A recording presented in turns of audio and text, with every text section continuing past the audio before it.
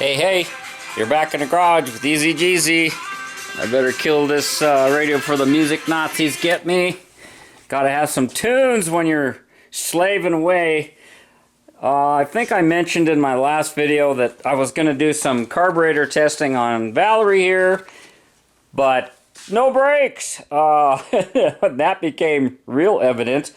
And I just had a good experience here, so I want to share that with everyone. Where do I start? Where do I start? As usual, nothing's planned or rehearsed. This is always off the cuff, and it looks like that, I'm sure. So at any rate, what I discovered... What did I discover? Okay, first of all, there was no fluid in the reservoir, so I put fluid in the reservoir and I tried to bleed the brakes, and they came up, but they didn't bleed very well. You should have a nice squirt. I mean, even if you're just opening that bleeder valve, just you know, as much as you can with a wrench. There's not a lot of room to work down there and you're always hitting something, but if you get it open a quarter of a turn, say, you should get a squirt when your helper pushes on the brakes. And if you're just getting this little black blubble, that ain't a good thing. I believe it was this one right here. Yeah, this thing was leaking right here. And when I pulled it off, I even tried blowing through it. This side wasn't too bad. Was this the one? Or was it this one? Watch out for brake fluid. If you get it on your hands and you get it on your paint, it's like paint remover. At any rate, both of these front ones, I tried blowing through them, not with my lips, directly on it, of course. Although that's a good story. That's a really good story. Oh yeah. Oh, I gotta tell you this, man. I think I've maybe told it once before, but as long as we're breaking, man, that was nasty. I used a pop can. I didn't want to make a mess, and I put a little piece of clear hose on my brake bleeder, and I stuck it down into a pop can. I used to drink Diet Pepsi like it was going out of style, and so I grabbed a pop can, and I went to each wheel, and I bled the brakes, and there was some in there, and I didn't want to make a mess on the floor, and I thought maybe if I got low, because it was coming out real clear, you know, I saved it. I put it in that pop can, and I set it on a workbench. You know, like several weeks go by, and I'm not thinking anything of it. And I'm out in my garage, and I come out with a Diet Pepsi, and I set it down someplace, and I'm working away on something, and I reach over, and I figure I'm going to take a swig. Yeah, I did it. Man, I put that thing up to my mouth, and luckily, I didn't just chug it. Oh, man. But I did get a little bit on my lips, you know, and I tilted it back, and I knew the second I did it, as soon as I tasted it, I knew what happened. It's like, oh, don't, oh, that could have been, yeah, that could have been no fun. But it is kind of funny, you know, you catch yourself in that stuff. Now, why would I want to share something like that with you guys? Because it's funny, and if it happened to you, I'd be laughing my ass off right now. Or maybe you've even done something similar. Yeah, it's the real world at my channel, that's for sure. We're here to have a good time. Now, where were we? Brakes. So I replaced all the brake lines. You probably can't even see in here. And there are these little clips that hold them in. One of them was missing, and that's where you go to the hoard. Go to the pile, save everything, and I even found it. That was amazing. I even found it. So let's see on this side of the car. Maybe you can see in there. Yeah. Okay. There's these little horseshoe spring clips. They go on here. I've seen everything. People have taken wire and tie wraps and all kinds of things to substitute them. But, you know, there's so many old damaged things out there. That's why I hate to throw anything away. But I got these replacements from O'Reilly's. I was going to order them online, and I even thought about going with some stainless steel ones. But I wanted to do this job right because my son or my grandkids may inherit this car at some point in time, and you know, brakes are kind of important.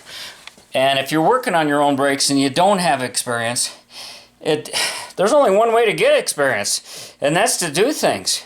But whether or not you have experience or not, even today, you take your car in to get serviced, and if the guy's got a cell phone and he's being interrupted and texting people things during the way, there's mistakes that are being made. And you're just as capable. I always look at it this way. If a man put it together, I can take it apart and put it together too. You know, specialty tools and such, so forth. But you got a brain, and you should use it. And you should have good judgment as to safety for you and the other people around you. Brakes are important. Now, what else have we got here? Okay, the front brake lines, they're a little bit longer, and my trouble light is under the wheel, so it's pretty pointless to show all this stuff, but I just wanted to show you, you know, it took me, let's see, I got these at O'Reilly. They called me about took me about close to 2 hours to replace these, and it was a royal pain, and I'm feeling it. I'm feeling it for sure.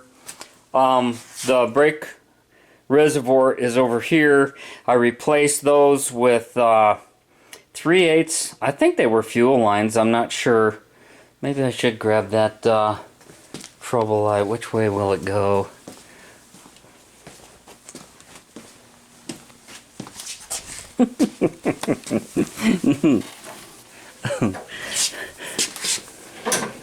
I stopped talking because I'm going to edit this out.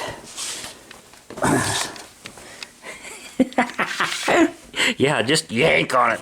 Tear your valve covers off. Oh, brother. Oh, if I ever only had a shop, a big shop, I'd probably have it stuffed down to this size. Okay, let's see here, too. I got them at O'Reilly's. They were the right length. Now, be cautious because they come in different lengths. This, they were like 15 bucks a piece. The BH27301 were the fronts. BH93105 were the rears. And they were the right length. Now this is a dual master cylinder. Did we go back and look underneath here at this mess? Yeah, this is a dual master cylinder. And you can see another, I got them on all four corners. I did just like I said. And if you do get brake fluid on any painted surfaces that you're concerned about, rinse it off with water as soon as you can, and you should be okay. Rinse it, soap it, wash it off. Some of you guys do restorations, these pan off restorations, and have all that nice stuff. I've got all these little, look at all the cobwebs in there from the spider webs and stuff. And this is, I'm not sure if two-stage brake system came out in '66. Seems to me my son replaced some of that stuff. I don't like this because it's too close to the tie rods and it is rubbing. So I'm going to get one of those reservoirs that clips on there. And it's a little bit harder because you have to reach in here, you probably have to take your wheel off and unscrew the cap and add fluid. But if you get something, and I picked one of these up because I know I'm going to order that. You get one of these. I got this at Walmart. It's just a little 3-ounce bottle. If you go in over there by the shampoo, King Soopers or Kroger's or the grocery stores, sometimes they have this in those areas as well. And it's just for putting soap or shampoo in, but brake fluid doesn't seem to hurt it.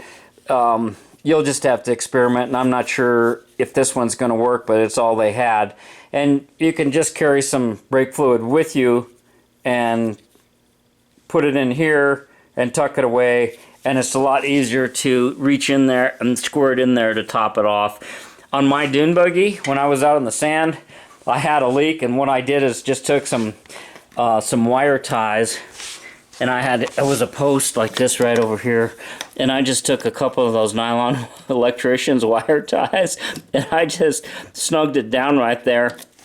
It was on the other side because one of my, I had a hydraulic clutch and brake, and one of them leaked. I can't remember what it was, but I didn't want to be caught out there on the sand dunes far from camp, and so I remember the whole weekend I carried one of these things around, and I think I had to add it. Just ideas for you. We throw everything in the mix here. This is not just a Volkswagen channel, it's an entertainment channel, right? I just had this thought. I know somebody's gonna ask me if I use this stuff because it was sitting here. This car's been in storage for 2 years, and you can see this is all shriveled up. The seal is still good on it, and I didn't even remember it being in there, but it got hot, and it's been sitting in there for a couple of years in the car. And what the deal is here in Colorado, if you go up to some of the high mountain areas, they won't even sell premium gasoline because of the higher altitude. They feel that it doesn't need to, but there's a lot of people that have turbochargers or whatever, and we're going to have a fuel discussion at some point in time maybe, but in general, I carry a little bit of this in case I get in an area where I have to get gas, or maybe you're broke down on the side of the road, you run out of gas, and somebody comes by in Honda Civic and they've got the cheapest garbage in there, and they let you siphon out a little just to get down the road. You could add this to it just to have peace of mind and not have to worry about your timing and detonation and all that sort of thing. Oh, I hope your day is going well. I got to get this finished so I can do some other stuff. I want the Baja back in the garage tonight. It's supposed to snow. It's against my better judgment to show you this, but and I know everybody's got their own ways, and I figured this out in a desperate attempt one time years ago, and it worked so well that I thought, why not? Bleeding your brakes by yourself. You're in a situation like I am. Maybe you want to use the car. Now remember, this is your brakes, and keep safety in mind. Safety is paramount. That's the most number one here. And sometimes I get nervous about showing you guys different things. So, at any rate, here's my little method. And I mentioned it. My friend came over yesterday, called me up, says, I'm in the neighborhood, I want to stop by. And I showed him what I was working on. I was just going to bleed the brakes. And I said, yeah, you can give me a hand. And we tried to do it conventional way, pumping, and I realized that I had a bad brake hose and there was other problems and stuff, and we even tried this method, and he helped me, and I'm doing it by myself right now because I'm alone. And there's Mighty Vacs, and I'm sure there's other people that have their own fun little ideas and ways of bleeding brakes, and there's tons of them posted up on the internet. But here's just, and as with all of my videos, now, I'm not the king. I'm not the top dog that knows it all. I'm just a hack out there who's trying to get by. And I know most of you are on a budget too. And I don't have money to go out and buy a $40 Mighty Vac, even though I may use it again sometime. I'm just going to show you what I did. Now, I didn't even have to run my compressor from yesterday, but I want you to just, I don't know. Can you hear that? I don't know where the... it's not even registering on my tank over here. So I've got just a little bit of pressure. I filled up my reservoir, and then I just wrap the hose around here, and you want air to escape. You don't want to blow your reservoir lines off. Of course, it's a good test too to see how good a job you got them on there and got them on tight and so forth.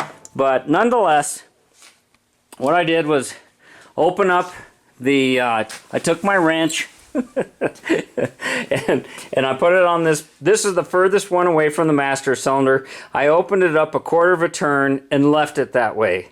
I put my paper towel and my pan under where I thought it was going to drip, and I think I misjudged. Maybe you'll agree. So after running it through, because I changed all four of the brake lines, I know I have air that I have to displace from there and push it on up to the wheel cylinder and out. So I ran the fluid out. I start with the furthest place away from the master cylinder, which is this wheel, if you're in America. If you're in a right-hand drive, you'd be the other side, okay? So I've got a little puddle. You can see it underneath the tire there, can you? So I've got a little puddle in all four corners, and this is a dual master cylinder. I already got this wheel back on. This is a dual master cylinder. So sometimes if you have the rear, for example, you've been working on it, and the fronts pump up, when you push on them, you know, it's going to stop your pedal. You're not going to get like a full stroke. If you have this a single master cylinder, or the bus style, the old bus style, doesn't matter which wheel cylinders you're working on, or front and rear, you're going to get that full stroke whenever you loosen up your bleeder. Now, the advantage of doing it this way is I'm putting pressure over there. I'm not admitting any air. There might be some moisture, whatever, in it, but I don't have to deal with a person in the car saying, up, down, up, down. What'd you say? Up? Oh, I thought you meant down. No, I never let it up. It's still down. That is such a nightmare, especially if it's your significant other. It's best to avoid that situation. So by doing it this way with the dual master cylinder, I can get it out in separate sides whichever bleeder I've got loose, 7mm by the way, in this particular case. It's not always, but all four of these wheels were. So you get the fluid out, and at least this is enough where I can move the car out in the driveway. Once things settle down, maybe a week or so, depends on how they feel and how the car stops. Boy, it's just, there's so many liability things here, and this is so redneck. I just I hate sharing this with you, but it's the real world, and I'm trying to be honest here. And I know you all and I all do things because we're home mechanics. We're not professional, hire out, and I would probably do things a lot different and have different tools. I'm retired. I'm living on Social Security, and I'm trying to get by using the crap that I have on hand. Look at all these old brake lines. I don't even know. These were in my bucket from different projects and things. Some of them are SAE, some of them are metric. I had to redo the desert race car. That was all cobbled up, and putting in these steering brakes, you get into issues with those too. So, you know, I've been doing my share of brake work around here. Probably wouldn't hurt to have a mighty vac. And I thought I had one around here, but at any rate, I can't find it today, and I want to get this done. I want to continue on with our carburetor testing and options that we're going to do with that. I realized that I have an aftermarket intake manifold on this 1600 dual port over here. It's a manifold that accepts two different size carburetors, the PIC 30 or the PIC 34. It has a different manifold that's supposed to add 10 more horsepower according to CB Performance. When I was trying to get my garage cleaned up, I had all these engines apart in different pieces, and I thought I want to find out exactly what I got, what runs, what knocks, what needs rebuilt, and this was a keeper. It doesn't knock, it doesn't have much power, it needs rebuilt, and I wanted to test it, and so it's a complete engine sitting there like that, but it has this bigger intake manifold, and I think it'd be fun to put it on Valerie and try it with a couple different carburetors. And I want to do the whole gamut here. I want to do some full testing for your benefit as well as mine, and it's going to help me sort down what I have that's good and what's junk, and future projects. I need to figure all this stuff out. You can see I've got the puddle of brake fluid. Once I got the brake fluid on the floor, I says, okay, well, so much for neatness, and that stuff is pretty strong, so it'll wipe up, and it'll probably clean the concrete while I'm at it. So anyhow, before I get the wheels on, that was another little thing I wanted to show you. This is going to be one of those long videos again, so I hope you get something out of it. Okay, here's something else somebody may have noticed. I got back from Walmart, and I don't know, I saw the price. It was $5.99 for a quart. So I just grabbed this. When I got home, I realized it was .4. .3 and .4 are compatible, and I think they are. Meets .3 and 4 specifications. Suitable for disc and drum brakes. It has a higher boiling point, but it's basically the same stuff. They all are made from this the same product. So you can't mix. You shouldn't mix anything. But I guess we're going to go with .4, and I'm going to change the reservoirs here as soon as I make that order. But I want to get on with the carburetor testing, and I want to get this thing back on the road and see exactly what kind of shape he's in and what we're going to do with things. So that's where we're at. Thanks for watching. Thanks for subbing. TheEZGZ out. Get out there and work on your project. But first, give me a thumbs up and subscribe if you're not already. Did anybody see where I put the lid for my reservoir here?